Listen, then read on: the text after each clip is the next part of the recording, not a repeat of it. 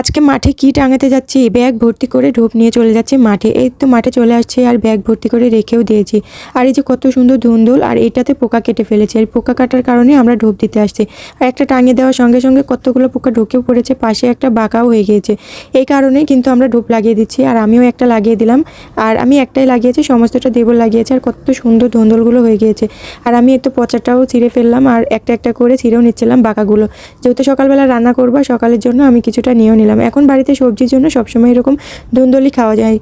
আর এই ধুন্দুলগুলো ছোটো মাছ দিয়ে বেশি সুন্দর লাগে। তো এখন ছোটো মাছ এরকম আমাদের বাজারে পাওয়া যাচ্ছে না, তো বাটা মাছ আনছিলাম, তো সকালবেলা ওটা দিয়ে রান্না করবো। আর এই তো এখানে হচ্ছে কিছু কুমড়ো গাছও লাগানো হয়েছে। আর আমি কতগুলো ধুন্দুল তুলে ফেলেছি। তো এগুলো নিয়ে অনেকক্ষণ বসেছিলাম, কারণ আমি জায়গায় পাচ্ছিলাম না কিভাবে নিয়ে যাব। তো পরে মনে পড়লো যে আমরা ব্যাগই নিয়ে আসছি, ওই তো ঢোপ নিয়ে আসছিলাম, তো ব্যাগ ভর্তি করে নিয়ে বাড়ি চলে যাচ্ছে। ওই তো দূরে আমাদের বাড়ি, তো 1 মাঠ পেরোলেই আমাদের বাড়ি, তার জন্য মাঠে চলে আসছিলাম। ভিডিওটা এই পর্যন্ত, আল্লাহ হাফেজ।